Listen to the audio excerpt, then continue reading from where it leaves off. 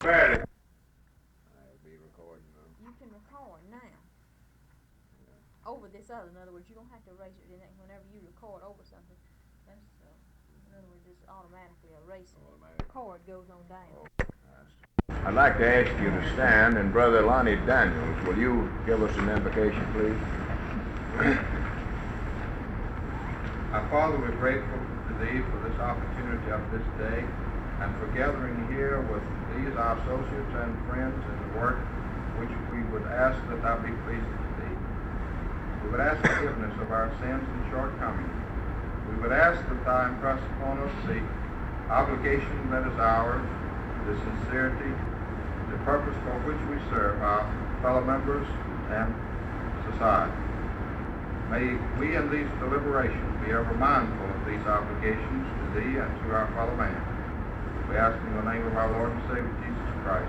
Amen. Before we actually get the program started, it appears to me that it would be appropriate to become acquainted with each other. I feel reasonably sure that most of you know myself, Claude Ransom, President of the Mississippi Labor Council.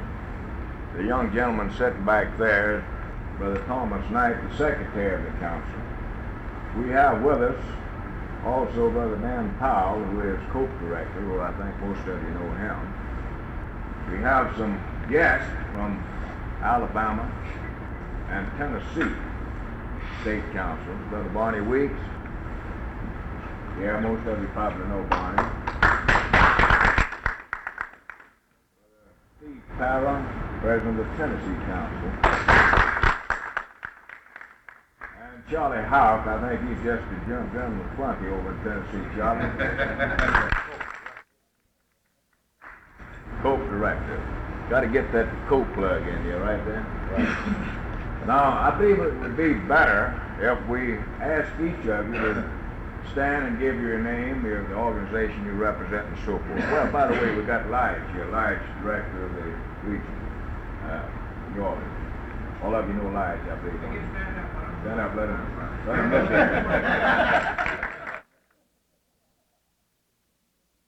Let's start over here, Bill. Probably most of them know you, but the investors want to do this. Bill Stanley, State Director of Communications Workers, Mississippi.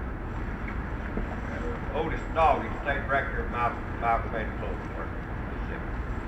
James Jackson, ACWA staff member. Lonnie Daniel, Alabama, Louisiana, and Mississippi Director for the Communications Workers. Bill Franks, National Representative of the United States Electric Paperwork. Delmar James, International Representative of Self-Electric Paperwork. Cliff King, International Representative for Papermakers. Thank you for stating this 84. What will be able to All right, let's start at the back. Come up this way. L. Halls, International Representative of the National Brotherhood of Electric.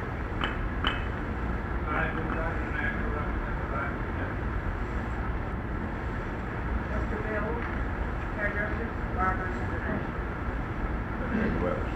Steve Knowles, International Representative of Barber Beautician International Union. Lamar Henderson, International Representative of Oil Chemical Comic Workers. I failed to introduce Bob myself. I think all of you know Bob Starnes, Assistant Region Director. Sorry, Bob. Let's see, where we... All right here. Ray Perry, Firefighters International. Got Steve and Charlie already. B.C. Gardner, Organizer, International Workers. Joe Biles, International Representative of British Labor. Aaron Children, President, Local 554, United States Labor. Emma D. Jarrett, Business Agent, Alabama. Calvin Holland, Alabama Closing Workers, Mississippi. I have no problem. Vince Thompson, District Representative of the National Headline District Workers. All the other fire truck pockets are not like using the church. R.E. Morris, International Trustee, International Alliance of Theatrical State Employees and Moving Picture Machine Operators. Now, we got everyone? Yes. Young lady in the back, why don't you come on up where you can be in the meeting? Ray can take care of the late arrivals, anything like that. Irene Dunlap. And Ray Smith already at the table back there, one of our vice presidents of the state labor council. He is our general fund. And the young lady here is our secretary. Gentlemen, we're glad to have, ladies and gentlemen, we're glad to have all of you here with us this morning. We certainly appreciate the fact that you've been able to take time out from your duties and come down here and be with us. We have a program, Progress in Mississippi, that we are going to attempt to put across. We're going to ask the labor movement in Mississippi to adopt this program. We have set up a series of meetings explaining this program to our people prior to a convention, which will be held in July, which will take the official action of the convention to place this program of progress into action. We felt that the starting point of these meetings should be with you people, the international representatives that service local unions in the state, knowing full well that many of our local unions look for advice from the representatives themselves in things of importance such as this. Now, the folder that we've given you, the putting job, will be distributed amongst the local unions. But the program of progress itself, the prospectus that we have here, is only being distributed with you people. There's some information in this document here that we can't afford to get out to the Manufacturers Association, the Chamber of Commerce, such people as that. So we know that you people will take good care of this prospectus and not let it get in the hands of the wrong people.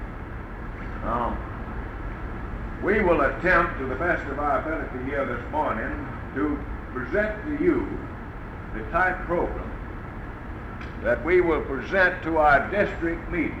We'll have 14 district meetings throughout the state prior to the convention, asking the officers and the executive board members of all the local unions to attend one of these meetings. Now, the program we're going to present here this morning is going to be the type program, or the program that we're going to present in those meetings. Now, we recognize the fact that most of you people will already be familiar with a lot of the stuff that's on the screen here. And we're not trying to educate you, but we want you to understand and know the type program that we're going to put on throughout the state. That's the purpose of placing it on the screen here this morning in this fashion with you.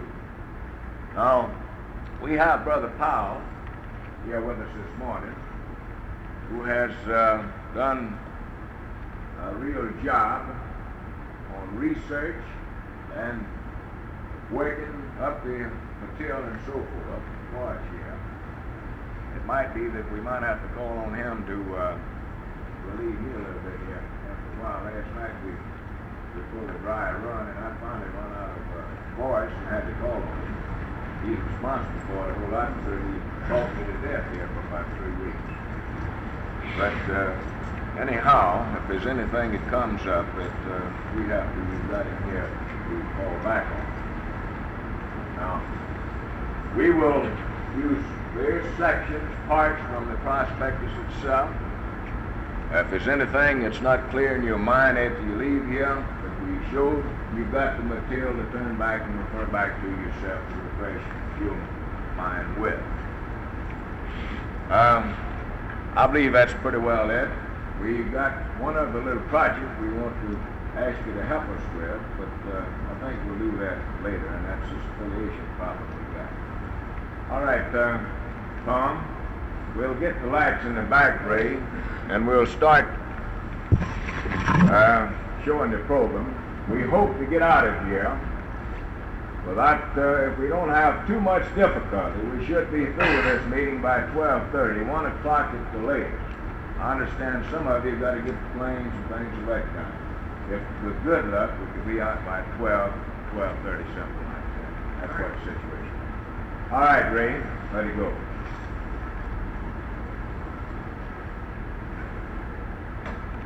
Now, before we get started, we want to find out, just leave it sitting here a minute and see if everyone can see it. Can you read from where you're sitting? Can you people in the back read the thing on the screen? If you can't, let's see if we can get in a position where you can see before we get started.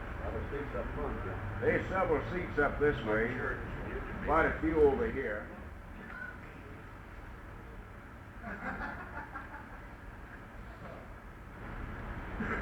Can you read it now? Can you get it?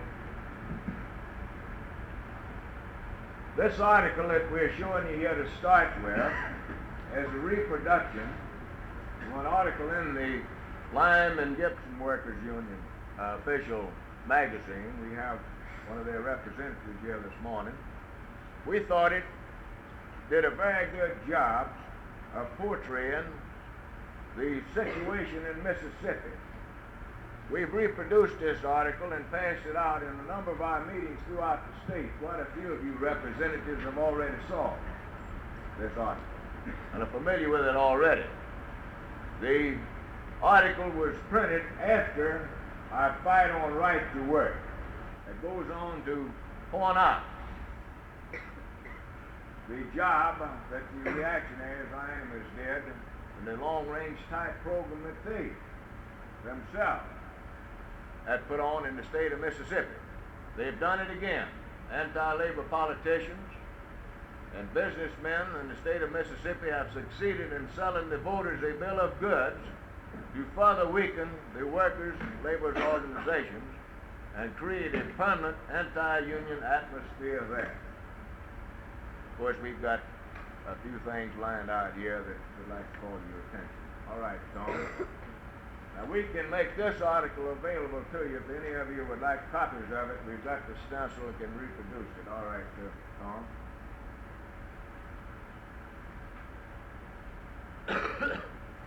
Time for action. This, of course, is part of the prospectus that you have with you. Big business accelerates its political action. Among the corporations leading the big business massive political offensive, the list of them: American Can, Alice Chalmers, Borg Warner, E.I. DuPont, Eli Lilly, so a whole list of them. Incidentally, we've got a film we can use on this subject also. If any of you would like to use that, we can make that available. All right, Tom.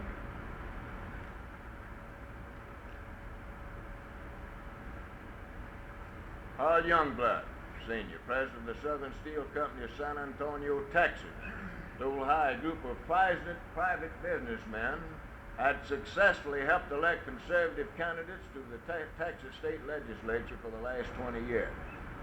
The Texas group first carefully selects candidates with business experience and conservative views, Youngblood said. Then it raises the full cost of their campaign. This sounds a whole lot like the Mississippi story. This is what goes on in Mississippi. All right, Tom.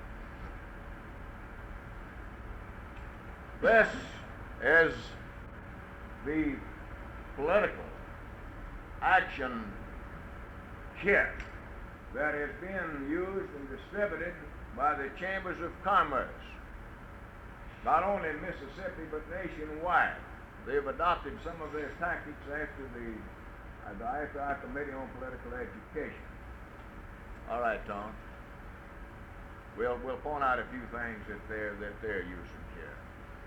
The individual in politics, political party organization, the political precinct, political campaign, political club, political leader property, political meetings, businessmen in politics.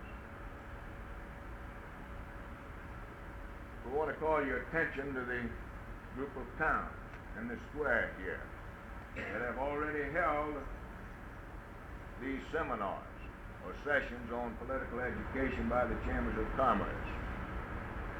There's been one held in Canton, 21 in Cleveland, 2 in Greenville, 1 in Grenada, Gulfport 2, Jackson 2, Laurel 1, Meridian, and so forth. All right, Tom. Some of you probably recall just a few days ago, you might have saw this in some of the local publications or some of the publications you've read. MMA schedules first area meeting in Tupelo. This was on January the 24th, just recently. Mississippi Manufacturers Association. The first of a series of area meetings of the Mississippi Manufacturers Association will be held in Tupelo, February the 14th. So we just getting started, a little ahead of them. All right, Tom. Some of you probably seen this article too.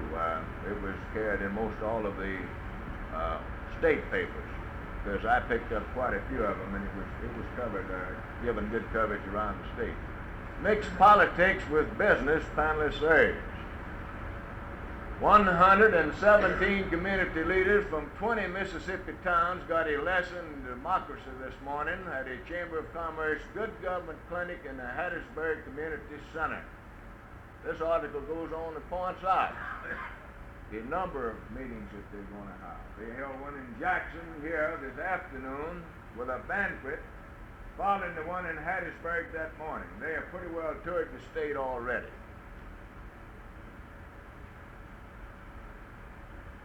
We're going to talk about ourselves a little bit. Organized labor is Mississippi's largest economic group with over 195,000 potential voters. With over 50,000 members of organized labor in Mississippi, of which more than 45,000 are AFL-CIO members, we are the largest economic organization in the state. We have as many members as the combined total membership of the Farm Bureau, the city, county, and state chambers of commerce, the Mississippi Manufacturers Association, and the Mississippi Economic Council. Yet today we are probably weaker politically than any of these organizations because they have spent the time and money necessary to develop and mobilize their political strength while we have not. Organized labor has a potential of more than 195,000 votes in Mississippi, as the following calculation will show. Union members of more than 50,000. Nearly all of these union members have wives or husbands totaling more than 45,000.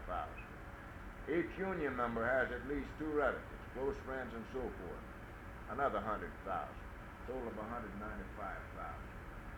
This appears to me as the thing that we have to worry about as we show you later on. All right, roll it, Tom. We've given you potential, now we're going to show you what we've actually got before we get through.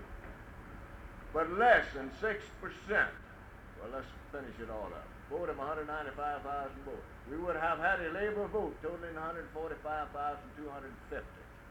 But less than 6% of the labor vote was mobilized in 1959. However, we have not developed and mobilized our potential vote. Probably less than 27,000 of this 195,000 labor potential have qualified to vote by paying their poll taxes and so forth. Of the less than 27,000 who have qualified, probably less than 17,500 actually voted on election day. Of the less than 17,500 who voted, it is likely that less than 12,250 voted for the gubernatorial and legislative candidates recommended by the Mississippi AFL-CIO Committee on Political Education. Well-planned and adequately financed program necessary to mobilize vote. Okay, Tom. This is something we're not too proud of. You notice the headlines of this article appeared in the Jackson Daily News on December the 21st, 1958. In our workshops recently, we pointed out this article and some of this other material also. But it does a good job of pointing out where our our real weakness is and what has to be done if we're going to be successful in turning back this reactionary tide we've got. This is an article by Earl Johnson. Only a handful of people know about it, but on file in a Jackson office is a report made by an independent group which reveals that only 800 of 6,600 card-carrying AFL-CIO members in Hinds County were eligible to vote in the 1959 primary. Sad situation. Shortly after the AFL-CIO merger, both leaders of both groups said publicly they had 10,000 card-carrying members in Hinds County. The investigating group found only 6,600. The investigation was inspired by a group which believed, rightly or wrongly, that sufficient protection was not given to workers who wanted to work at a certain strike-bound plant. You see the reason they made the investigation? Ray Smithhart knows about the strike idea that brought this all on. They went and checked people to see what kind of strength we had politically. Okay, Tom.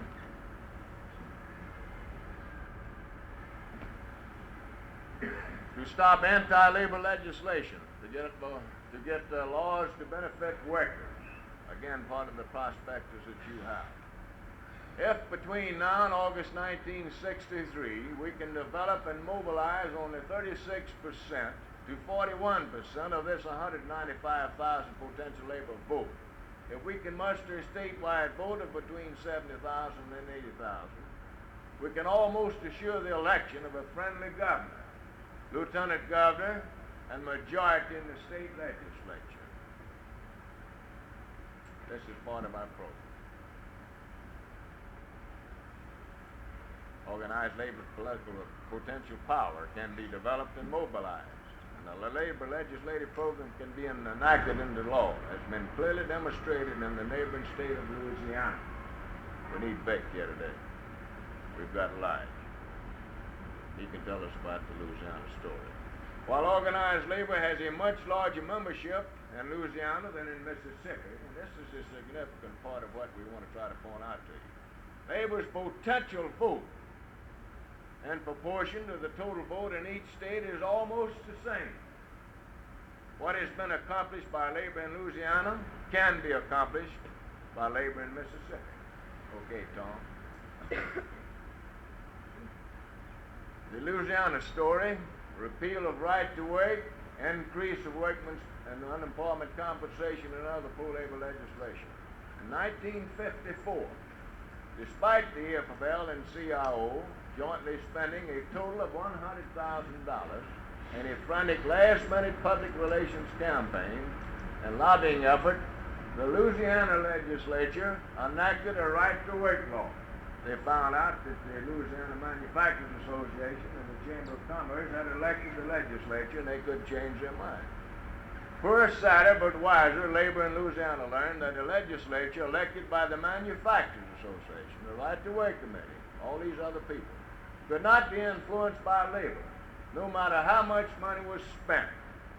Shortly after the passage of the Right-to-Work law in 1954, nearly 2 years before the AFL-CIO merger in Louisiana, the AFL State Federation of Labor and the CIO State Industrial Council established a joint AFL-CIO committee to develop a long-range plan to elect a pro-labor majority in the state legislature in the 1956 election to repeal right to work and so forth, the other legislation. Okay? But the Louisiana story is more than one of political victories and legislative successes. It is really the story of labor leaders who had the vision to plan a long-range program, the courage to ask the local unions to provide the necessary money, and the determination and tenacity to carry this program through to victory at the polls and in the legislature. Will Mississippi labor leaders accept the challenge? The Louisiana story can become the Mississippi story if the labor leaders in this state will accept this challenge.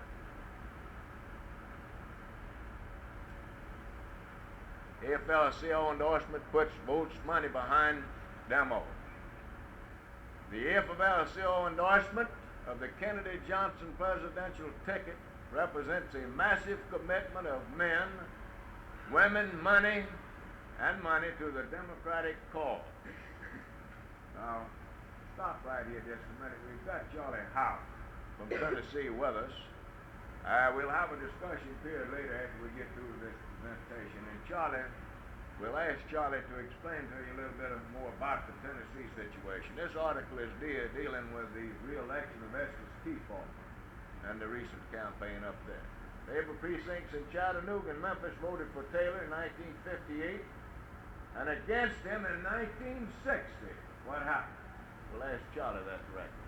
Vote made 60,000 telephone calls, mailed 300,000 copies of Kefauver material, distributed 160,000 leaflets and handbills, set up a central file with the names of 65,000 union members, got many of them registered, and helped turn out the vote.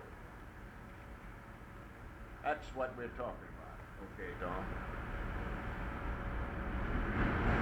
Some more of the Tennessee story. A picture of the real work that went on in that campaign and what the people in the labor movement in that area actually did to elect Estes Kefauver, one of the real friends that our labor movement's got in the Senate today. This could easily enough be the Mississippi story if we do the job that we are capable of doing. All right, Tom. This is a reprint of an article appearing in Business Week, June the 18th, 1960, after the right to work proposition was placed in the Constitution. This article we felt was worthwhile bringing here and letting you read today because it indicates that the people in the opposite corner feel that maybe they might have to worry about what we're thinking, not so much what we're doing, but what our potential is. Growing labor vote in Mississippi noted as union shop bans passes by a 2-to-1 majority. These people had openly bragged that this matter would be passed by a 10-to-1, 5-to-1 majority. Mississippi voters last week so forth. The amendment, writing an existing union shop ban into the Constitution, won by a 2-to-1 margin, much less than the 5-to-1 predicted. The growing strength of organized labor in Mississippi showed up in the 3 counties in which industrialized Meridian, Laurel, and Pascagoula are located. And these, the right to work amendment, are lost overwhelmingly, which indicates that if we educate our people and get the facts to our people in Mississippi, that we can get the job done. And that's exactly what happened in just a few weeks' time, as you know. We were successful in raising enough money to put on a program of education to a certain point. And in the counties where the people understood what the issues were, then they voted against right to work. In the counties where we did not have people who could explain these issues, they voted for the proposition through ignorance. That's exactly how simple it was. Okay, Tom.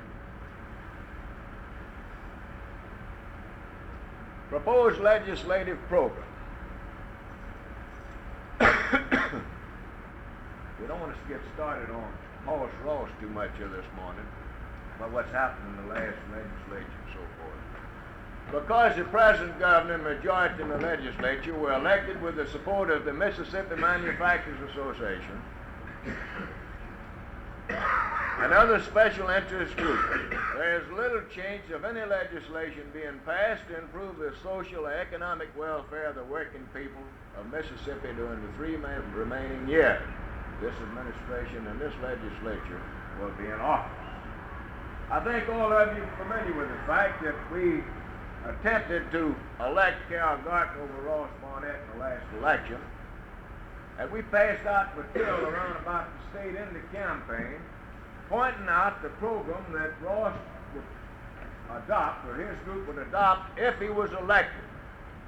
And in one session of the legislature, that program in its entirety has already been adopted. In addition to that, we've got the right to work in the Constitution. Where in the world is that?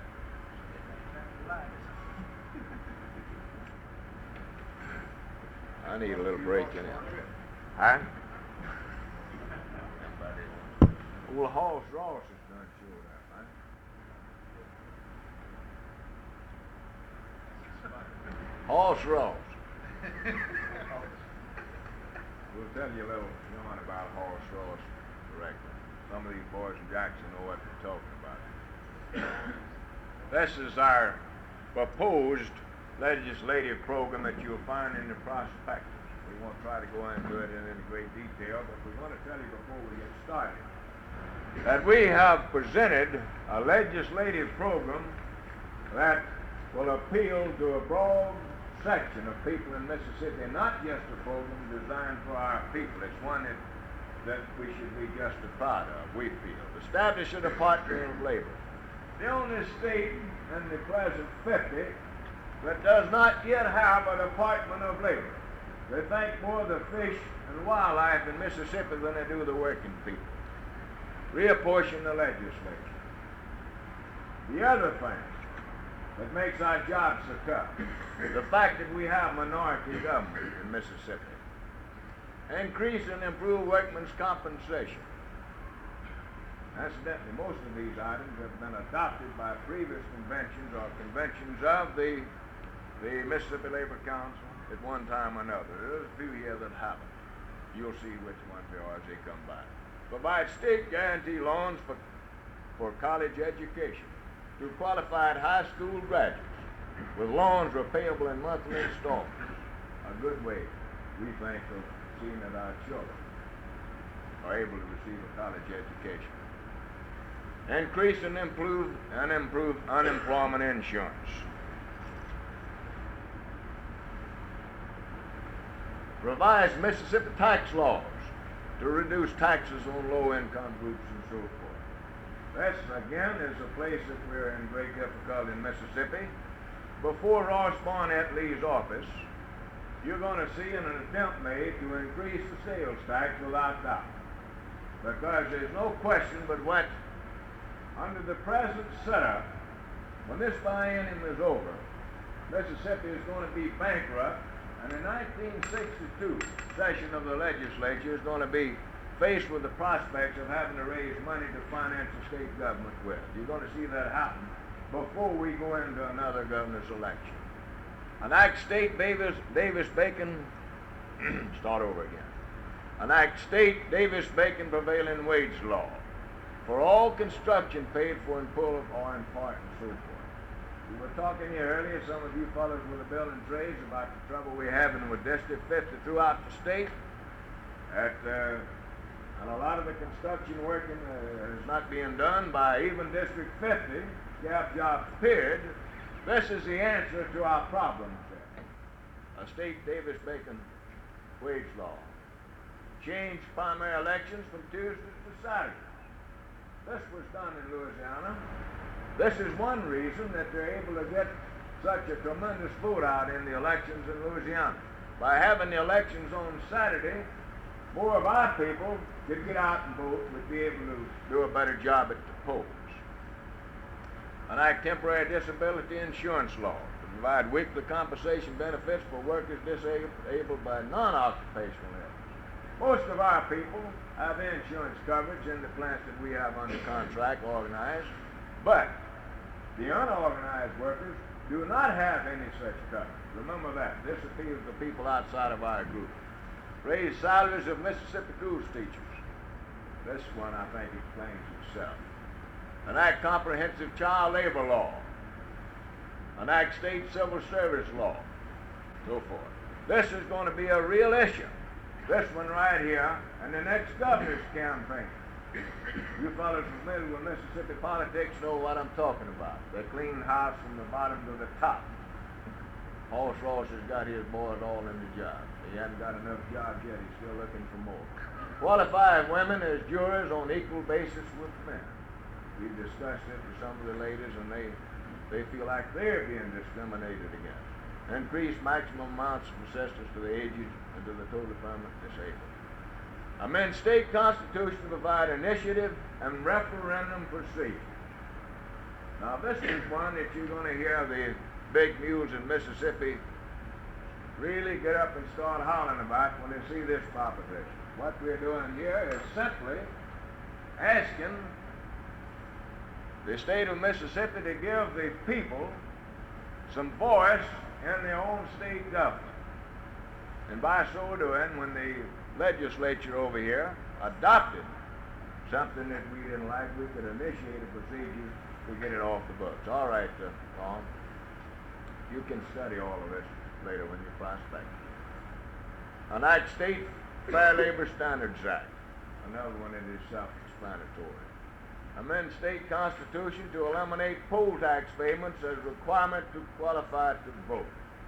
This is where they get us in Mississippi. They use the poll tax to keep our people from qualifying to vote. They use the registration laws to keep the colored people from qualifying to vote. When you wind up, about 3% of the people in Mississippi run the state government. This is what their aims are. And we talk about states' rights. What we need to do is think a little bit more about the people's rights. An act law requiring equal pay to women for work. Another one I think that's self-explanatory. I think most of you that have any dealings and negotiating contracts know what we're talking about there. We will now show you some clippings from the folder that you have, the program of progress that will be presented to the rank and file and so forth. We want to point a few things out there. What has to be done to try to enact the program and so forth. Political action campaign. To help elect a friendly governor and majority in the legislature in 1963. Public relations campaign. To develop public support for the legislative program. Legislative action campaign. To voice directly to the legislators the desire and demand of the people in their respective counties for this program, to urge the legislature through active lobbying to enact the program. Political action campaign, COPE committees, in every central body and in every county where there is substantial union membership, to conduct the overall political action campaign, and activities departments, precinct committees, telephone squad. The above organization will conduct the following activities. Poll tax restoration drive to increase our vote to between 70,000 and 90,000 by urging union members, relatives, and friends to qualify to vote. Information campaign to inform members and relatives and friends how the program of progress benefits them. This, of course, is our great difficulty. This is the key to our success, informing our membership. We've got to get through the smoke screen that has been constantly thrown up by the reactionary press, the big news in this state, and then get out the vote. All right, Tom. Public relations campaign. This is probably where we have the biggest job to do, one of the biggest. But they're all interrelated. You can't talk about one without talking about the other. But we are getting our brains beat out as far as public relations are concerned. The public relations campaign to develop public support for the program of progress will begin several months before the 1964 legislature convened. By television, radio, newspaper, billboards, and so forth. Legislative action campaign. The legislative action campaign must voice to the individual legislators the desire and demand of the people in their respective counties for this program. All right?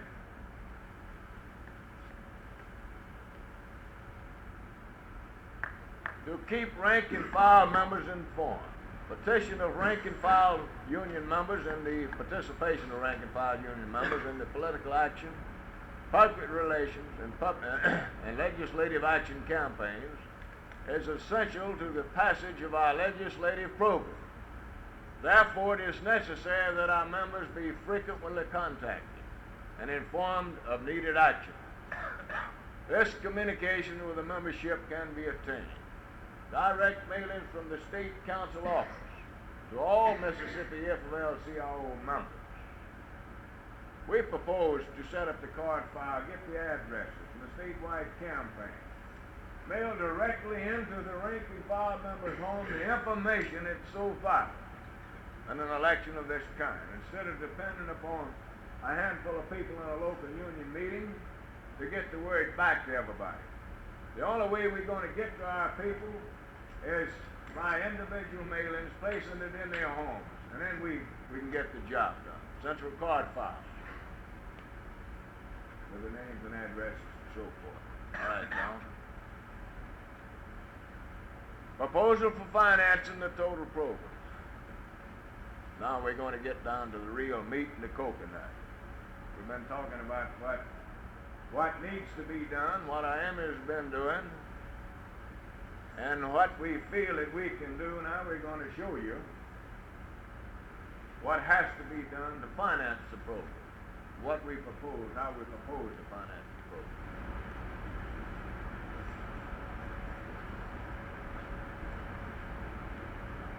Let me get a glass of water and let you all digest that a little bit.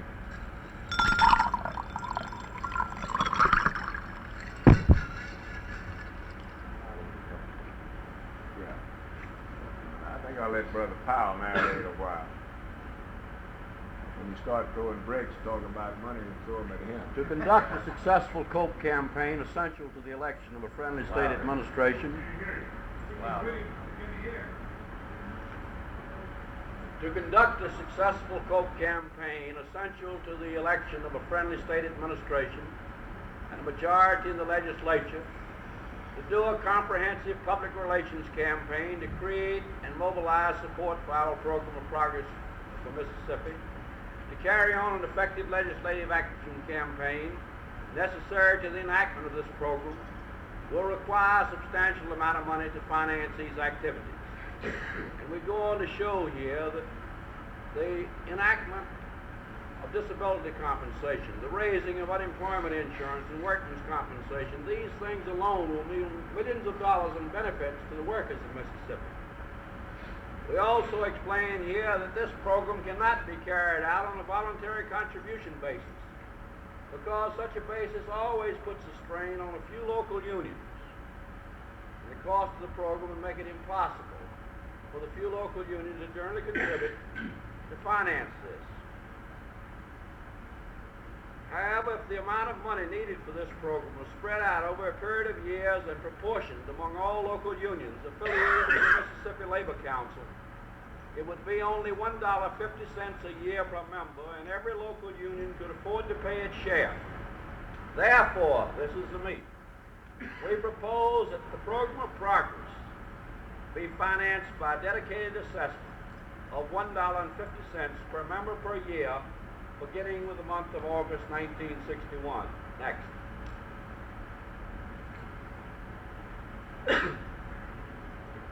Now here we show the way this $1.50 may be paid.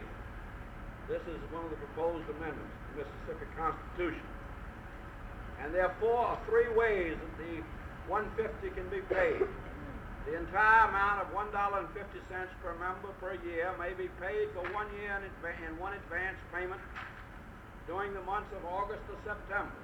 Or, second way, 1/4 of the dedicated assessment of $1.50 may be paid every 3 months. Next. Or 1/12 of the dedicated assessment of $1.50 per member per year may be paid monthly. All right, next, Tom.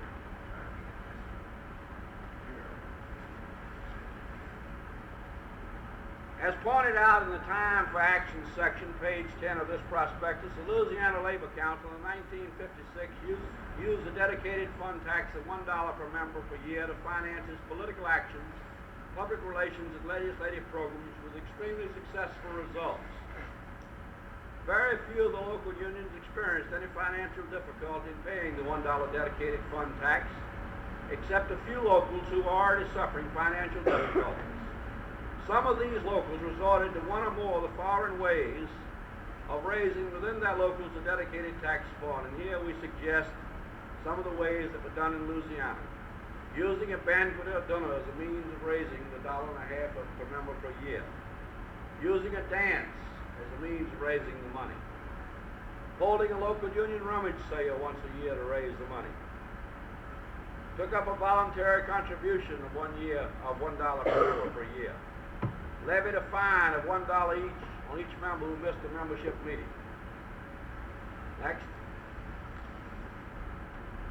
Now, what results did putting this $1 per capita tax on in Louisiana have? Did it cause the council to lose membership?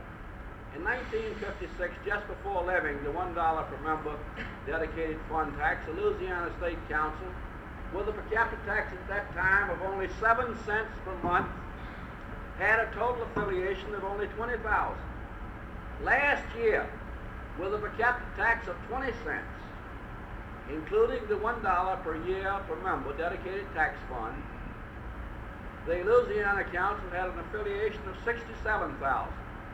In other words, while nearly tripling their per capita tax in 4 years, the Louisiana Council increased its affiliation by 235%.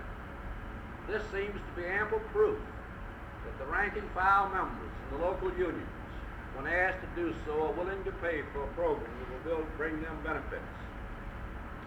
In October of 1960, the biennial convention of the Alabama Labor Council, by an overwhelming vote,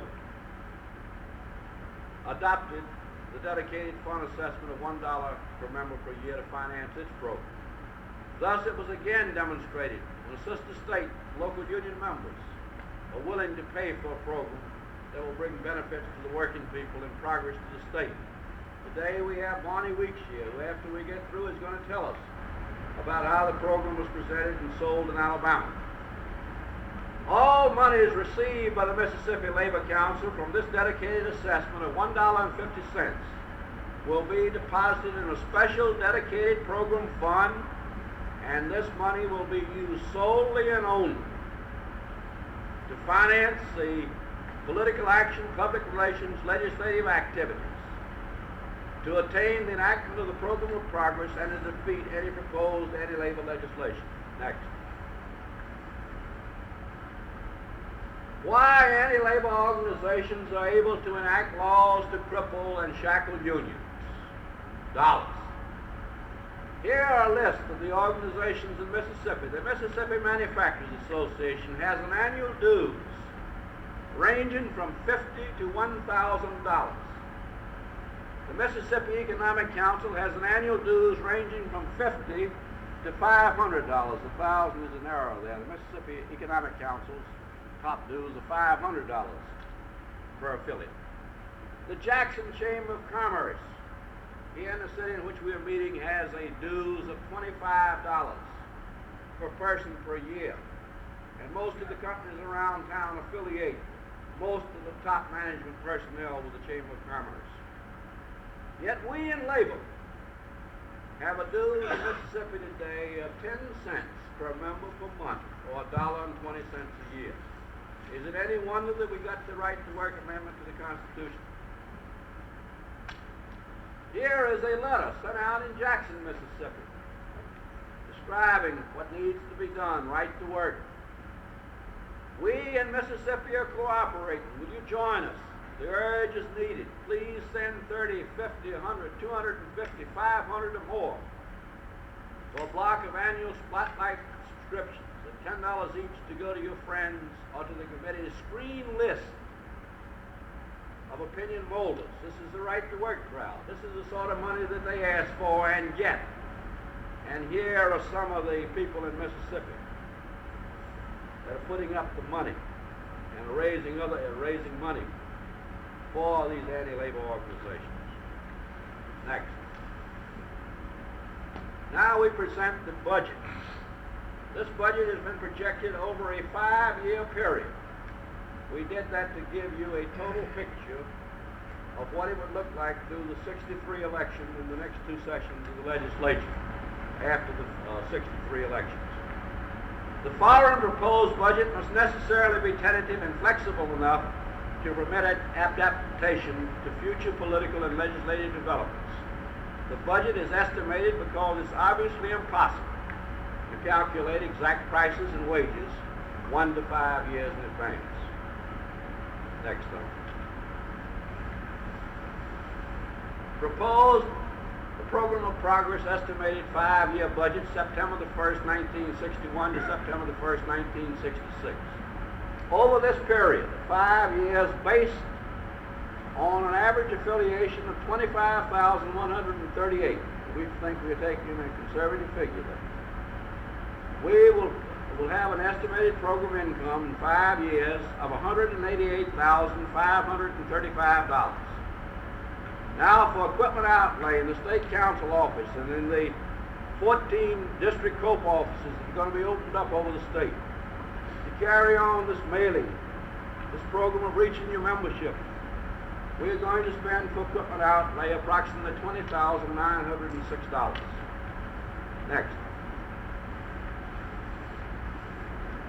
For program operational and administrative expense, which includes office expense, includes salaries for additional office personnel, which we'll have to have.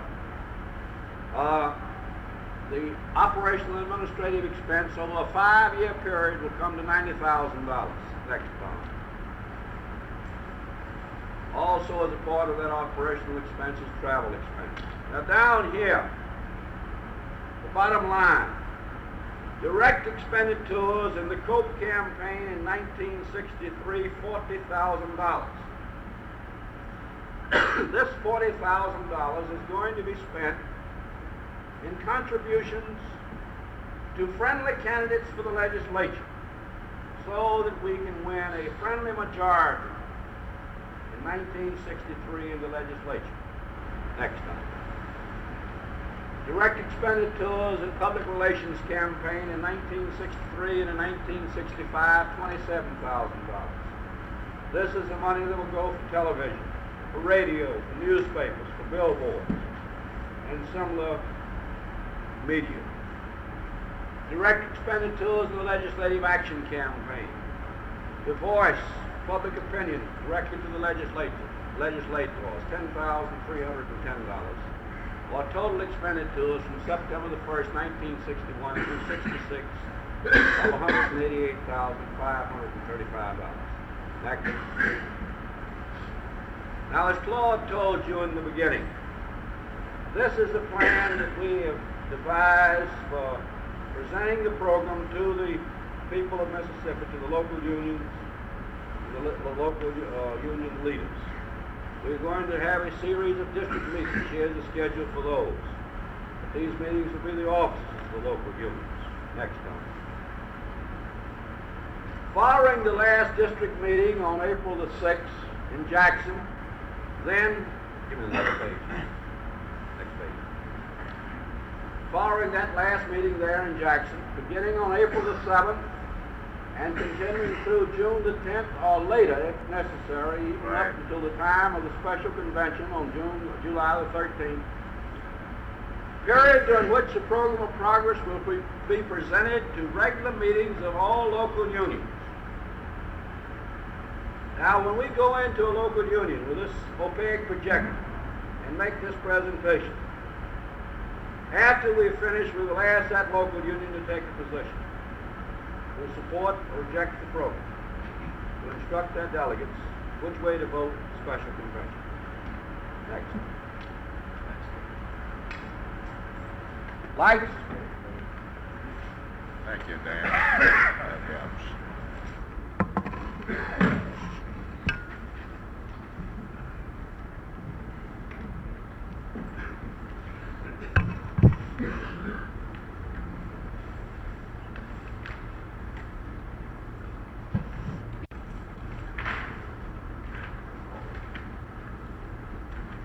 Well, it looks like we're pretty well on schedule.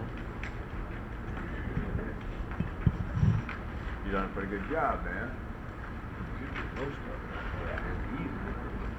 We, of course, have Barney with us. Barney Weeks, president of the Alabama Council.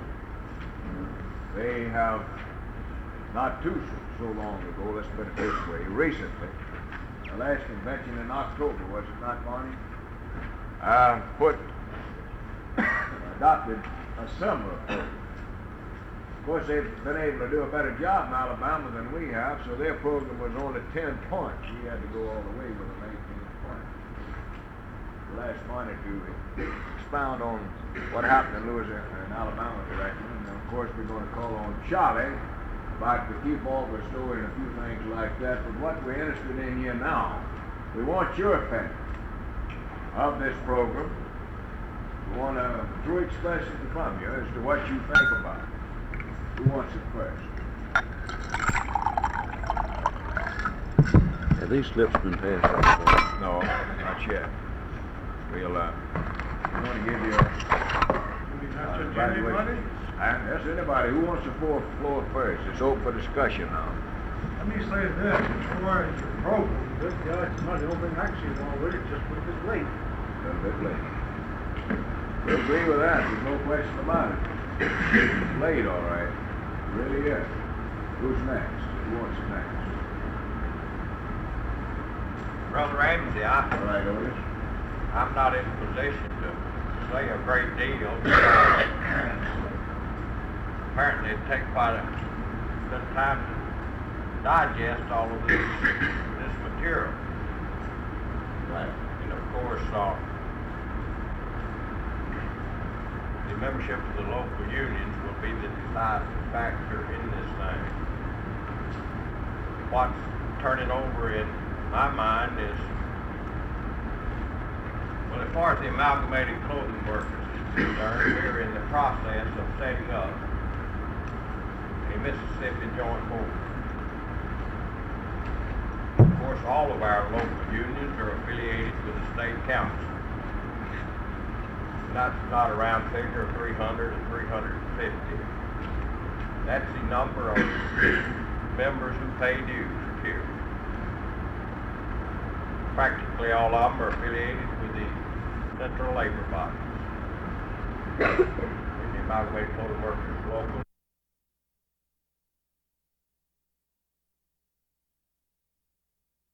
You may reapportion itself. We feel that this matter is of great concern, that the legislature should reapportion itself at the end of every federal census, just as the federal Congress does. If we believe in representative government, as we all do, then certainly we should provide those counties, the taxpayers living in them, their proper representation. Please allow me to urge you to give this matter some serious consideration over the polls on November the 6th and defeat or vote against Senate Concurrent Resolution number 101 and our state legislature in the very good near future. Thank you so much. One, I believe.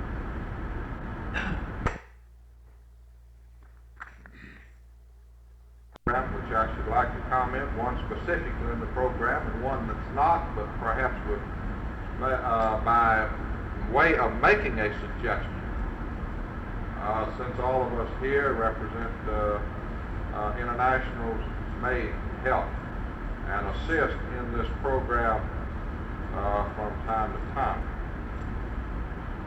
I would make the suggestion that insofar as the distribution and the preparation and the printing of equipment is concerned, that it just be my observation based on somewhat limited knowledge of printing facilities and problems that you run into in the preparation of equipment, that the amount allocated is far short of what might eventually be required in that. On the other hand, it seems to me, Brother Ramsey, that it might be rather large for the number of mailings that's contemplated in the 5 years. That is 15 mailings for some $20,000. Seems to me, if I understand the proposal right, you might want to make some comment to square me away on that one. Seems to be rather large for the 15 mailings. Recognizing that there might be some other uses made in equipment, but I see no provision made for a skilled operator of that equipment, artwork or what have you that might be required in the preparation of it. I would point out that the leaflet that we've been given this morning is quite impressive. This program of progress there that was printed, the artwork is good, and I haven't seen anything like that done on a multi-lift, you see. You just don't get that quality of work, and I mean that in the very real sense of constructive suggestion in that matter. It's not being critical at all. I don't want to be misunderstood about it. There seems to me to be one area, however, in the operation in the legislative or political field, which we as international representatives, simply for lack of coordination, in the last years have not taken advantage of the full potential of our possibilities. Many of us, like myself, are stationed in the state of Mississippi. We have our residences here in the state of Mississippi. I'm afraid that too many of us in the political and legislative field do not, make the contacts that we might without coordination from a central agency such as the State Council. I just make that suggestion to explore it in your own mind. And for Brother Ramsey's benefit, for the Council and the Executive Board to begin to set up a program, a definite program, assign responsibilities, assign legislators to international reps, that they would be responsible. I don't mean when the legislature meets, necessarily, because it seems to me that the work with a legislator has to be done between sessions of the legislature more so than otherwise. Now, some of these we might be successful in replacing. Some of them we might be more successful in changing their attitudes than replacing. But aside from our direct and primary responsibilities to our international union, there are times I feel that an international representative passing through a town with an extra 15 minutes call, or maybe calling up a legislator in advance, John, I'm going to be there about lunchtime, and how about having lunch with me, or dinner, or something like that. Those things can be utilized, in my view, to make the voice of organized labor felt more effectively in the state of Mississippi. I make that suggestion to go along and supplement that's contained in the program that's presented. Thank you, Brother. Thank you, Lonnie. I want to point out something here in connection with your remarks that we should have mentioned in the course of our presentation. Of course, you recognize the fact we can't go into the fullest of detail if we, with this program, if we did, we'd take about 2 days actually to do justice to it. On the budget item that you mentioned, the budget itself, the proposed budget, projected budget that we showed you on the screen in connection with the program, as a matter of necessity, has to be flexible. I mean, we're not going to spend a certain amount of money for any particular piece of equipment. We said, what was the one you referred to? The multi-lift machine. Possibly we might not buy a multi-lift machine. We might buy, what was the other thing? A ditto machine. Stuff like this. And then again, this might not be feasible. What we'll first have to do is to study the operation in Louisiana and find out the expenses in Alabama and use judgment according to what we think is best in that direction. Now, as far as the representatives, the international rep thing that you referred to, I'm very glad you brought this up. Because I have myself, at least in my short term in this office, have already tried to get as much coordination and assistance out of these people that you referred to as possible. This is one of our real potentials in this labor movement. This job in this state is not something that I can do, or the Labor Council officers can do. It's something that all of us together has to do. Now, unfortunately, we haven't had the mailing addresses of all of you people. We want all of you on our mailing address. We're going to be calling on you from time to time to help us get the job done. That's the reason we wanted your address on these cards that we passed out here to you. Some of you have got individual letters from us. Some of you haven't. I wrote the president of each international union asking him to assign representatives of his organizations to this meeting. We had the addresses. We didn't have the addresses of the regional directors, the state directors, in a lot of cases. The ones we did have, we wrote those people. But we've got to get this complete thing. When we get all this, we're going to put you all the way. Just better stay around long enough. You know what I mean? Who's next? We passed out a sheet here that we'd like for you to fill out. If you got any remarks about the program, we'd like to know. We'd like for you to fill this out and leave this with us before you get out of here. This evaluation questionnaire that we put out. If you have anyone else wants to comment, then I'm going to ask Barney first to tell us a little something about their experiences in Alabama in connection with the adoption of the program and things of that kind. Barney, would you mind coming up here and talking a little bit? Thank you, Claude. Ladies and gentlemen, let me say to begin with that I don't come here as an expert on this. All of you know what an expert is a man away from home with a briefcase. Well, I don't have a briefcase, so I can't qualify as an expert.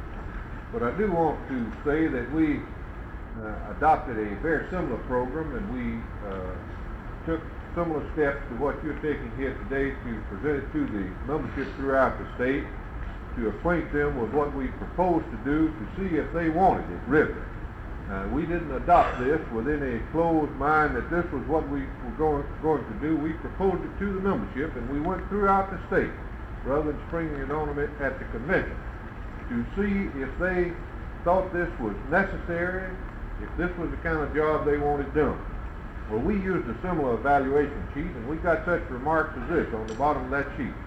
We ought to have had this program 10 years ago. It ought to be $1 a month instead of $1 a year. And about 99% of them said, this is a good program, we'll support this program in the convention.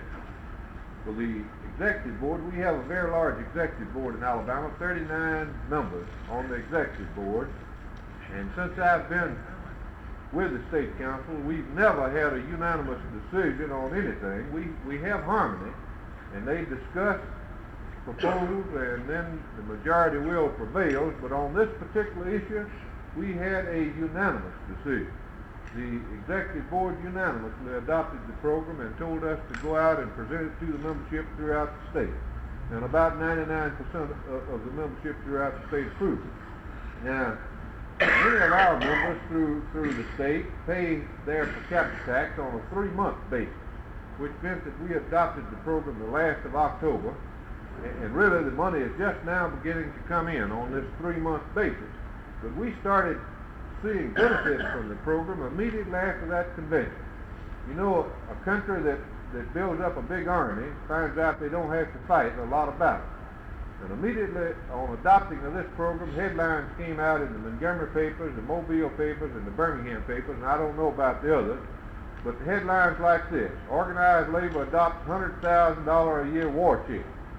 Well, some of our members didn't see this, but every politician in the state of Alabama saw these headlines, and for the next day after and on up to the present time, they've been beating the past our door, wanting to do two things: wanting to get their hands on some of this money if possible, and if that wasn't possible, they want to get the endorsement of organized labor now, or want to talk to us and mend up their fences so when they do run 2 years from now, people who are contemplating running 2 years from now already coming by, not once, twice, but regularly. Another advantage that we very quickly saw was that in political campaigns in the past there, the politicians would meet, they'd pick the candidate, they'd decide what kind of platform they was going to run on, Then they'd get out and announce, and when they found out they were in trouble, then they'd come to organized labor and they'd say, you're going to have to help us out. You're going to have to contribute so much money. We were not in on the planning. We had no voice in the type campaign they ran. We had no voice in the kind of candidates they picked. But immediately after we adopted this program here, the Democrats in Alabama decided that they ought to set up a permanent campaign committee, a permanent strategy committee there in the state. They went about it this way. Senator Hill appointed 3 people to that statewide committee. Senator Sparkman appointed 3. Each one of the congressmen appointed 3. The state Democratic committee woman appointed 3. The state Democratic committee man appointed 3. And the governor appointed 3. The president of the state AFL-CIO appointed 4. The district director of United Mine Workers District 20 appointed 1. So we have 5 people from organized labor on this committee, where no one of these other people were given but 3 appointments. Then they decided this was a big committee and that they ought to have a smaller committee to really be the working committee, to draw up the bylaws and to make the real decisions and to present the program to the big committee. And Senator Hill's 3 people here elected 1 man on there. Senator Sparkman's 3 people elected 1 man on there, right on down the line. And organized labor wound up with 2 people on this small 16-man committee. This is the kind of recognition that we immediately started getting after this. We found out that we immediately started getting better breaks from the newspapers on publicity. Here was an organization now to be reckoned with, where heretofore they had not been. On the Rules Committee fight that just came up over there, as soon as the vote was over, we gave the newspaper a little statement on the congressman who voted against us. They ran a good story on it, and the morning paper printed this, and my phone rang about 6:30 in the morning. They wanted a statement for radio. We gave them this, and they gave it a good place. By the time we got to the office, television people were there. They wanted to do a film on that. And this has happened time after time. We started getting immediate positive results from it. Now, one thing about the financing that we found there, we presented this program to an International Ladies Garment Workers local over in Jasper, a local of about 220 members.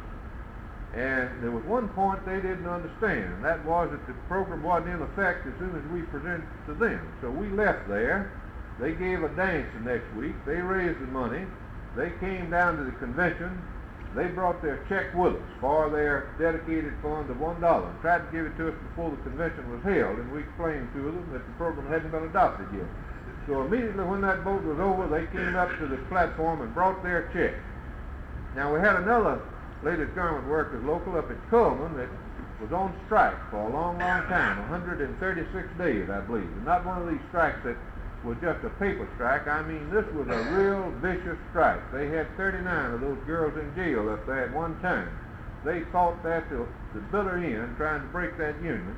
And they did break them financially. They didn't have any money at all left, and the International subsidized them by the time this strike was over. But they won the strike. And this program was presented to them. They said, we'll raise the money. We give dances here regularly. Don't worry about us. We'll raise the money. So the program was adopted, and the 1st of January, we got a check. They broke this union down to where they had 100 members there. We got a check for $100, our Coke contribution. So we called them up. We thought that they had not clearly stated this. We thought this was their dedicated dollar. We called them and we said, this is what you meant that for, wasn't it? They said, oh no, this is our voluntary Coke contribution, 100%, $1 for each member, and we'll send you the check next week for the dedicated dollar. This is the kind of support and cooperation we've gotten from it. And frankly, if we had known the potentials of this, I think we definitely would have gotten into it long before now. But I want to say one thing, that I have every admiration for Claude and the other officers of this organization if they know what they're getting into. I know they're hard working now, but believe you me, if and when you adopt this, instead of them working a 10-hour day or a 12-hour day, they just won't have any time from now on. A few weekends ago, I came home and my wife asked me if I brought my schedule with me.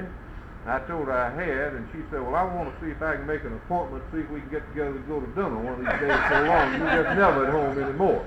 But I do think that if it works anything like as well as it's already started working in Alabama, that you'll never regret it for 1 minute, and that you'll find many more benefits than you think here today from the program.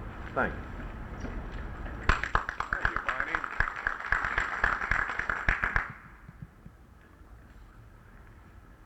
I think it'd be appropriate now to ask Charlie to come up and give us a little rundown on what you did over there, particularly in the Kefauver election, Charlie, which I want to say this, that I think possibly that all of us in Mississippi were watching that campaign over there very closely. According to the newspapers in Mississippi, they had Kefauver defeated. And we knew that if Kefauver was defeated, that we were going to really be in for it, particularly in the South as a whole. And it did us an awful lot of good right here in the state of Mississippi to have observed the job that went on in Tennessee and to see Kefauver return to office by about a 2-to-1 majority, was it not? And I think maybe as a result of that, even Jim Eastman's began to move a little bit our way. Okay, Charlie. Let me first say that I feel a little bit like the drunk who staggered into a ministerial meeting in a city that he sat there for a few minutes and he looked around, he says, hell, I must be in the wrong place here. First place, we have no program center of this in Tennessee. I definitely think that we're going to present something to our people to do a job. The second thing is that I'm up here talking, sitting back in an audience as a person who has been more or less my guiding light since I've been in a state labor movement in the legislative political field. Who was there years and years before I was. And I'm not indicating he's that much older than I am, but he's had a lot more experience. Brother Steve Farrah, who has been one of the leaders in legislative political field in the Franklin's organization, which were not affiliated at the time I went in, but we worked very closely together ever since I've been in the state labor movement in 1947. I would like to, and I think, go over just a little of the things that we have experienced in Tennessee to give you an idea of what happened. Now, I come out as out of the old AFL movement in Tennessee. I'm the secretary-treasurer of the state AFL up until merger from 1947. When I was taking over as secretary, our state labor movement, the AFL movement more or less in Tennessee, was an annual meeting of business agents such as that got together. We had very little activity. We began to try to develop a program in Tennessee, doing something for the people, letting them know we was trying to do something and accomplish something.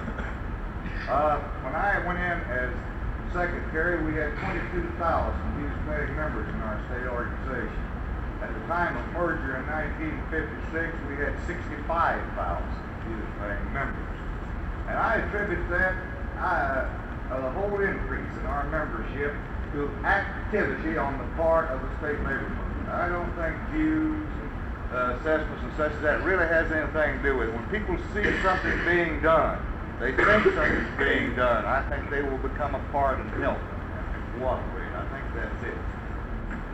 I'd like to go back and point out that in 1947, we in Tennessee, through legislative action, had the open shop law passed in that state. At that time, the Taft-Hartley law was passed in the state, in the National Congress. Well, we had 12 representatives in Congress at that time, 2 senators and 10 House members.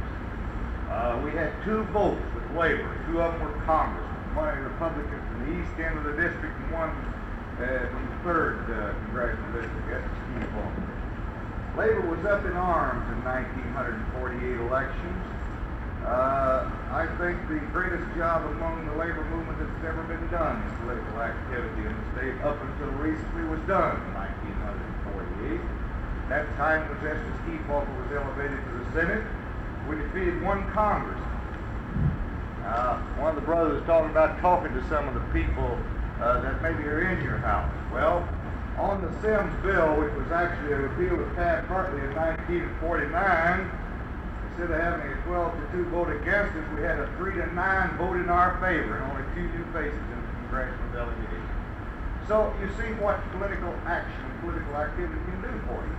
But you don't do it just on action, you've got other things to do. Since 1948 in Tennessee, we have been in, up until 1960 in that state, and let's don't kid ourselves, a political and legislative drought. We had, in 1949, we got more pro-labor legislation through the state legislature. We didn't repeal the open shop law, but under the fight of the open shop law, we got more pro-labor legislation and benefits for the people than we have gotten since that time in all the years of reading the legislation. We know that we have just accomplished a victory. We know we can do the same thing we did in 48. Sit back and do nothing, and we'll go through 10 or 12 more years. The same kind of thing we've just gone through, or worse. And I think it'll be worse.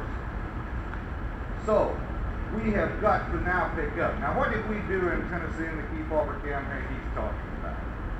We adopted a program. We hadn't thought of no legislative assessment. We didn't know whether we'd get any money or not, but we had to have some money to do a job. So we adopted a program in May 1959, looking towards the 1960 elections. And then this program was 2 major objectives. And the main thing was, how are we going to reach the rank and file union members? I think that's the big problem everywhere. How do we reach the rank and file union members? We can go to union meetings, you can talk about it, get to them. On the average, you might reach, I say might in the overall picture, if you attend all the union meetings, you get people talking, you might reach 15% of the membership. And you're doing darn good when you reach 15% of the membership. You've got to get to them some other meetings. So that was the number one thing. How are we going to reach them? All right. In Tennessee, we have 4 major cities or major counties as industrial areas. And in the other part of the state, we're pretty well industrialized. We have a pretty good membership in so-called smaller areas or outlying areas. In these areas, these major areas, we developed local COPE organizations, activated the women's activities groups in these areas, and got them to get the list of membership from the local unions, set up card files in the local area, and to get the membership lists lined up, check the voting records, put on a campaign the registration rate, put on a campaign to get them registered, and all the things that go with it. In these 4 major cities, roughly we got on card files 70,000 members. The state organization then spent some money to obtain reprograph machines, card files, the necessary stuff to do mailings and to get out. So we went and obtained and tried to obtain from local unions outside of these 4 major areas their membership lists. We were very successful. In our state office now, we have something like 35,000 union members of different organizations on file in our office with stencils touched if we can make a mailing to them.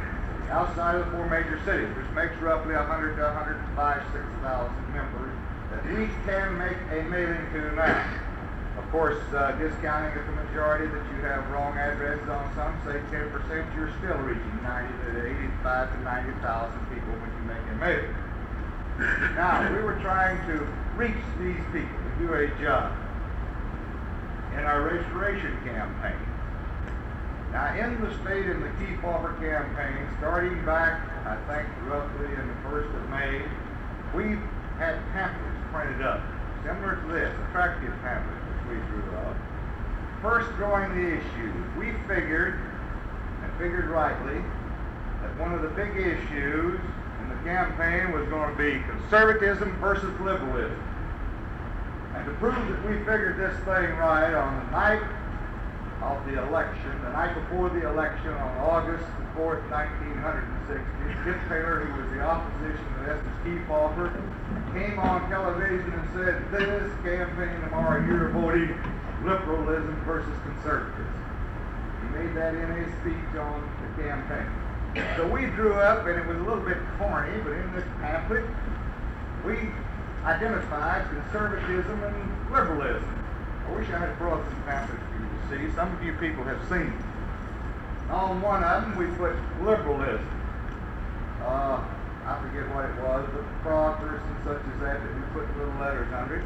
And on conservatism, sow belly and something else, beans, white beans and such as that. And then we outlined converting conservatism and liberalism into what they mean to the people. In legislative acts, this. One thing was unemployment compensation, adequate unemployment compensation for people who are without work, through no fault of their own. Conservatism, looking at the boss's side, less taxes, give them less pay and such as that.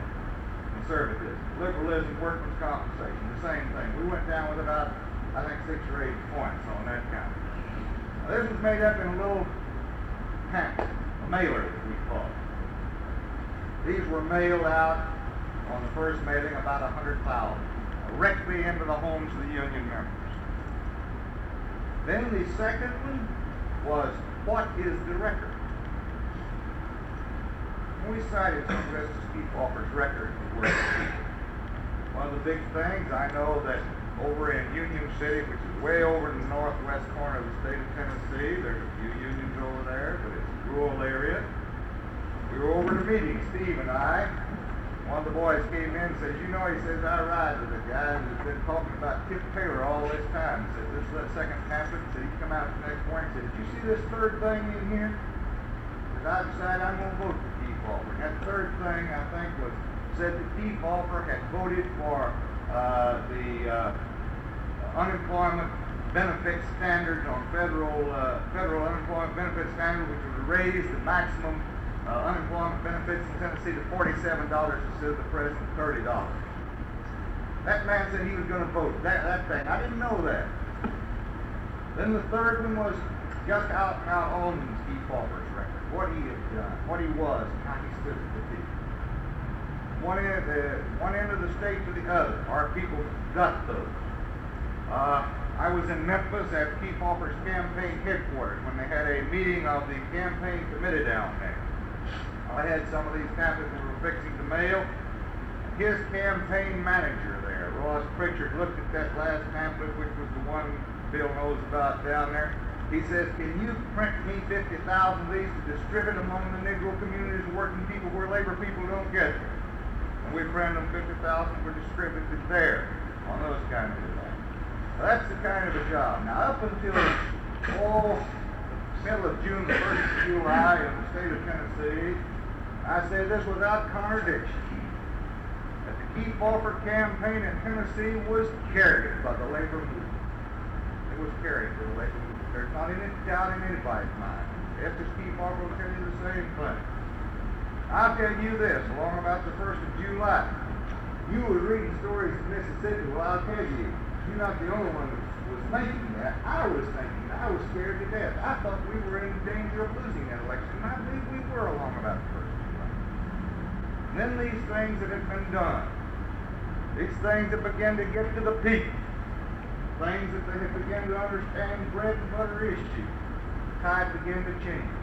We could see it running. Well, now the most optimistic of us, on election day, the night before election, we were making predictions, and I predicted Keefauver would win by 75,000 votes. Some was predicting we'd carry Shelby County, and some of us were shaking our heads and saying, what those guys done, lost their minds, and other things like that. But when the election returns began to come in, we had a complete landslide in the state of Tennessee because the people began to think of one thing. They began to think, what is best for me? How can I live the best? Who am I going to vote for? They've forgotten bigotry issue that was tried to raise in that campaign and was raised, and race issue was really a strong thing in that campaign. People who lived in Tennessee and was there saw it every day and know it. So So that's the kind of a thing. Now, did we put this program on out of state council funds? I remember Barney Weeks, when I was outlining this program to him, Barney said, how in the hell can you do that with that 8 cents? I said, Barney, I don't know how we're going to do it. We're not going to do it with the 8 cents.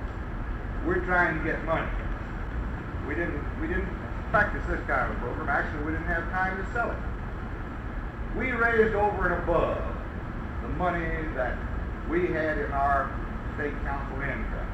By the way, after election day in August, we were broke. I mean, we were really broke. We spent every dime we had on fundraisers. We received over and above of that from international unions, from other means and sources, some $30,000 to $35,000 to help put this program on and do this job. Now we know ourselves that an Estes Kefauver and a symbol in the nation as a whole, as their international unions thought of him, and such as that doesn't run every election year. We know that money is not available to us again.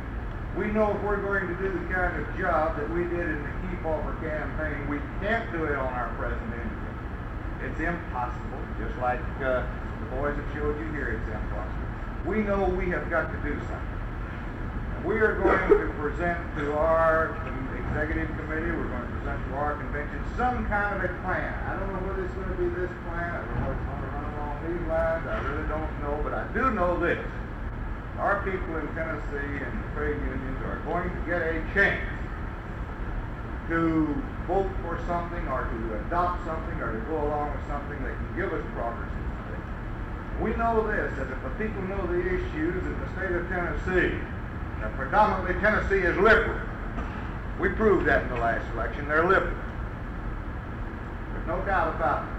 But they're not liberal. People are not liberal unless they know really what the basic things they're voting on. You've got to get into it. In West Tennessee, over in Weekly County, where we have a few unions, a few members, not too many. I think the amalgamation's got a couple locals where it's about all we got over in Weekly County. There used to be a couple of ILG locals, and I believe they have lost their contract. But the campaign manager for the Kennedy Johnson ticket was in our office saying, we need help. You did a job for Kefauver. I was for Taylor. He told me that. He said, I was for Taylor. He says, you all knocked our ears off in Weekly County. He says, those people scattered those things all over. You mailed to your people there, they showing these other people. They got the votes. He says, I need some help in this Kennedy Johnson thing. I want to carry it. We helped send some people in there, give him some samples which we put out along the same line on that. After the election, he came to us and thanked us, says, you helped me do a job. Now, we did not, Tennessee went Republican. There's only one thing that I can see, and I think everybody in Tennessee who would judge this, is that religion in the state of Tennessee will be saying the current national politics. We're not able to do the job that we did in the Kefauver campaign because we didn't have the bill up, and even then I don't know whether we could overcome it. Because we in Tennessee, starting in the mountains, right at the edge of the mountains going west, we're in what you call the Bible Belt, which is Church of Christ, Baptist. By the way, I'm a Baptist, so I can talk about these people and such as that. They're in what we call the Bible Belt. And we run into people who have been Democrats all their life. And they had, honest to God, fears of this thing of a Catholic being president. I mean, it was a deep-down fear that they developed. And don't think that the people who weren't using it politically wasn't developing those fears to the maximum extent. So that's the kind of a problem that we've got. Whether I admit this or not, but I'll say this. I want to speak up with what Dan says this. Can we, Tennessee, you in Mississippi, Alabama and Louisiana have done it, can we afford not to do something to do this kind of a job? Can we represent the people which we represent honestly and sincerely without offering them something to do this job? I don't think we can. I think we've got that before us to do that kind of thing, and I think that that is one of the necessities. So that seems to be the problem that we're facing, and I'll say this, we're going to make an effort to do something in the state of Tennessee, and I just hope you're successful in Mississippi too. Thank you.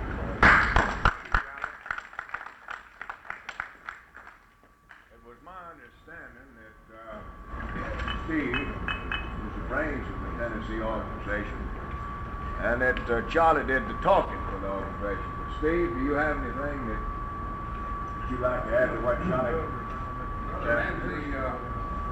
Charlie hasn't left much for me to say, except to deny what he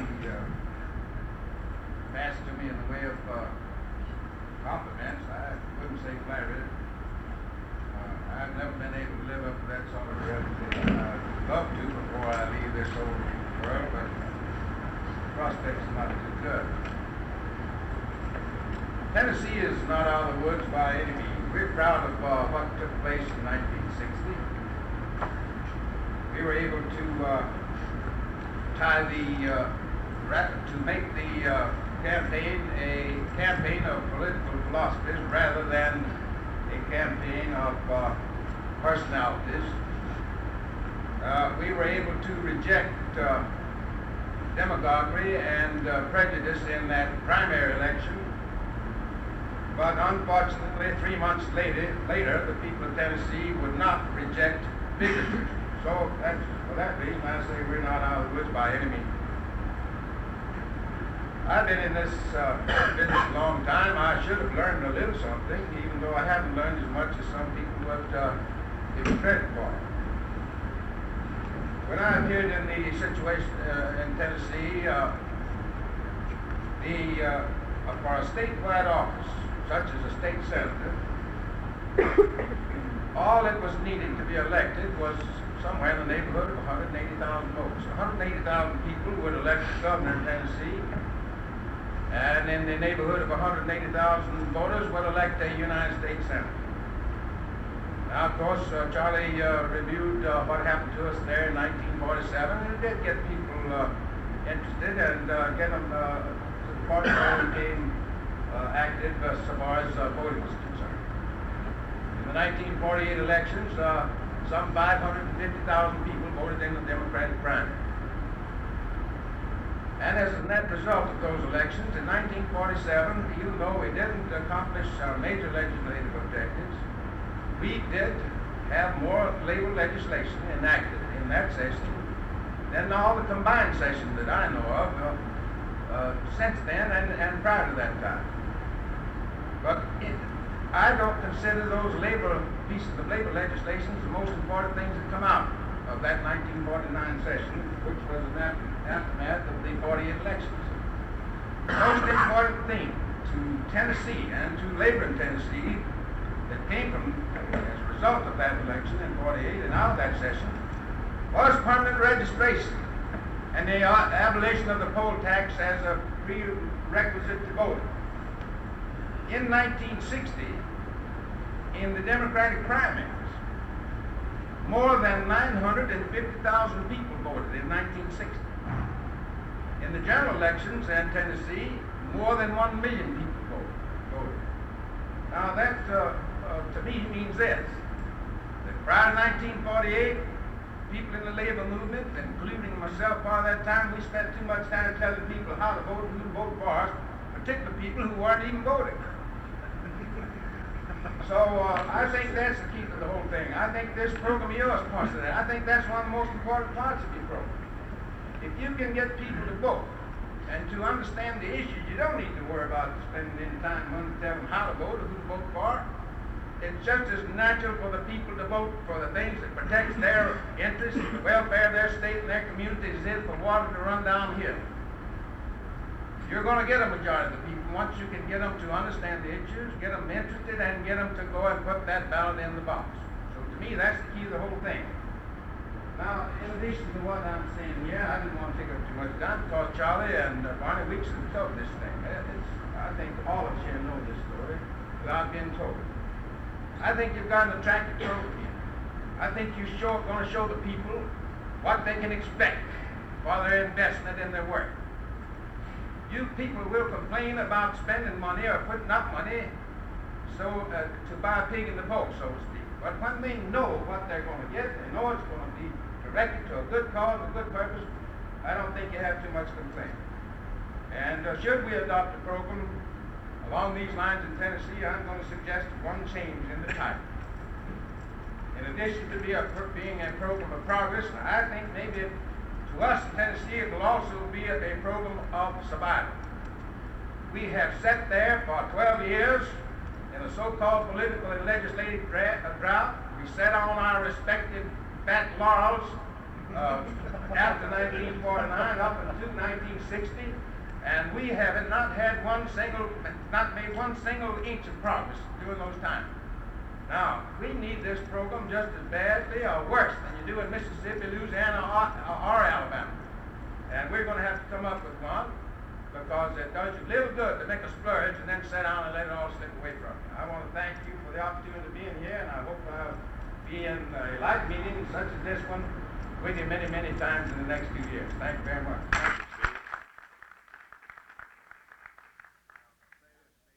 We're just about through with Dan. You can have him before too much longer. Now, we'd like to, if you allow me, we have a photographer. We wanted to get a picture of the meeting.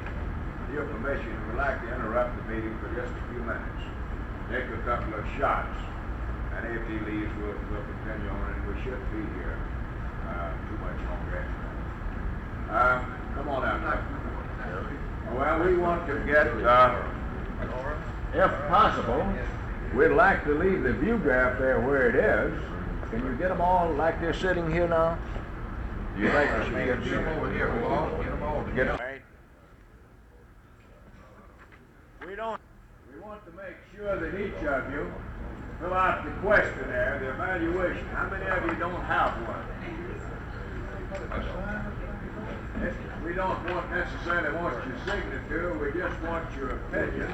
You got any remarks and anything, put it on the box. We want to make sure you do that. We had 2 or 3 late arrivals. Did we have anyone that didn't fill out the card? How those people get in here? Huh? Has everyone filled out a registration card?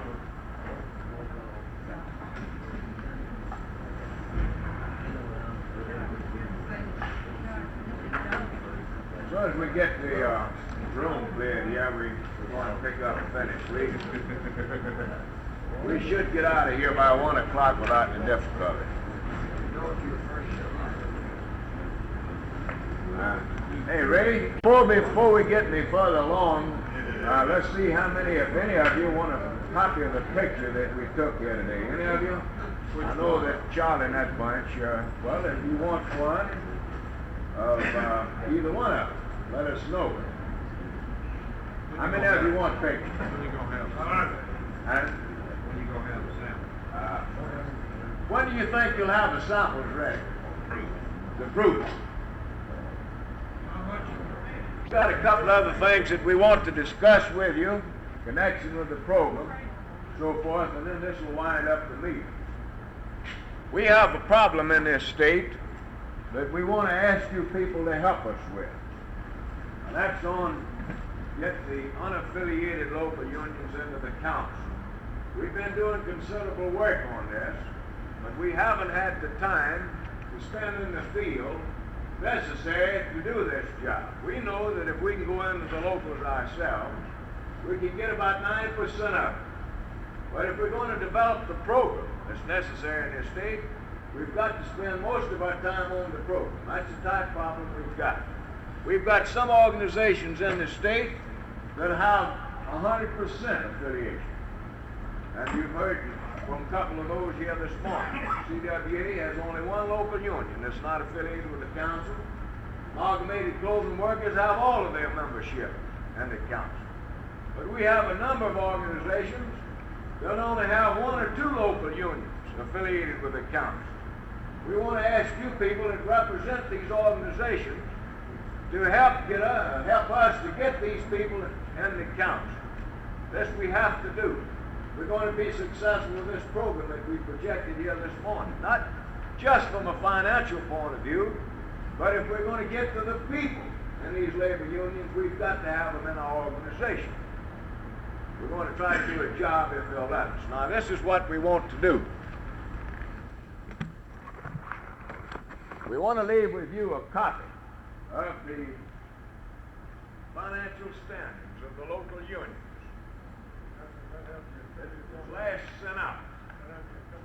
got the affiliates. This is the local unions, the standing and so forth that's affiliated with the council that were at the end of the year. It was sent out to the local union. Some of you probably get this information and have it already. If you've got a local union in the state that does not appear on this list, it means that they're not affiliated with the labor council. That's what it means. That's the best way we know to get this information out to you, is to give you the groups that are affiliated. Now, we have in this state, and I think that you people are more familiar with this than possibly anyone else, representing the local unions that are already organized. A number of you, in addition to service in local unions, do some organizational work. I know that. And you are familiar with the fact, I'm sure, that Mississippi is now, and has been for some time, the sanctuary of the runaway shot. We feel that this program will not only help the already organized groups and get the benefits in the state, but it will also create the atmosphere that's so necessary to organize the unorganized workers in the state. We feel that if this program is adopted, that it will assist you in your organizational activities from that point of view. Now, since we've got a change in administration in Washington, now that we've got what we can consider a friend in the White House, and there should be, and already have been, some changes in the National Labor Relations Board and other administrative offices, as you all know, we should see, or at least we should be now, before long, in a position to do some real organizational work in this state. A lot of the organizations are already making plans in that direction. Lady Blooming workers are having they will have a meeting tomorrow at the King Edward Hotel. They plans for an extensive campaign of theirs. Now we have with us here this morning the regional director, Lige Williams, out of the New Orleans office, who does considerable work in this field also. We haven't heard from Lige back before we leave here. I think it would be well if we ask Lige if he'd like to have a few remarks. I see Wes over here. Wes? Brother Ramsey, I'm glad that you didn't recognize that this is what we have a picture today. All right. This organization work is what I'm going to talk about. What you're going to talk about. Good. We got a program, and money means something. And affiliation for people in contact with our local unions means something else. Now, I'm glad you passed out this list. But on the other hand, I think something should come from the council to the local unions that is not affiliated. Got that already through. You got all the, well, you got a list of all of the unaffiliated local unions? We don't have them all, Wes. We've got a very good list. Of course, it's not up to date. And Stan Smith is helping us some on trying to get these mailing back up, as he was in other councils. Well, I think it could be a help. You fellas can definitely be a help to us. I'm giving you a list of all the local unions in the state of Mississippi. Right. When they meet. And when they meet.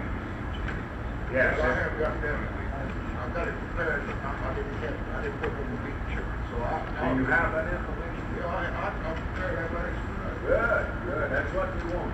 But I will put it in the picture.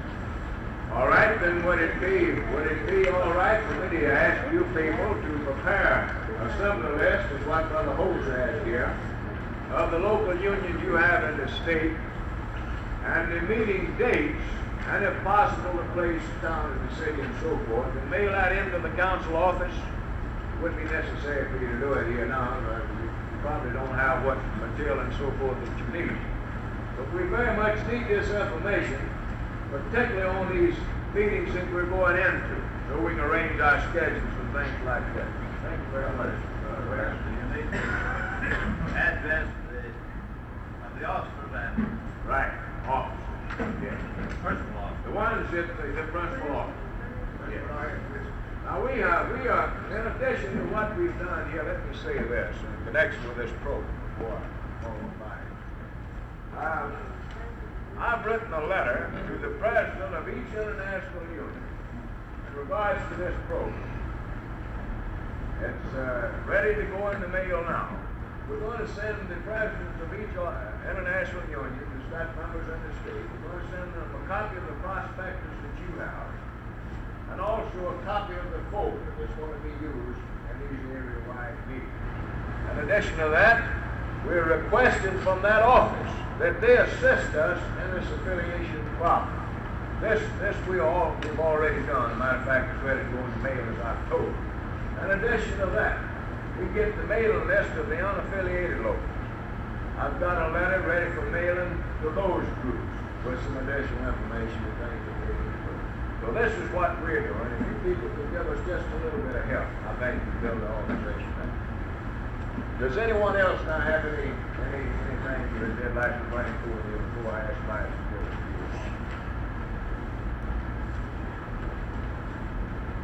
I say last for the last because if he carries you over too long, you say it was him instead of me. You gonna do that? Hey,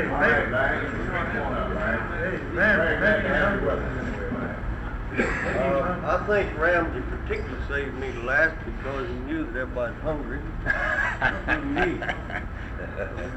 I'll try to say as much as I can with very few remarks because I know that everybody is finally tired out. First, I want to say that I appreciate the move that's been made by the Mississippi State Labor Council.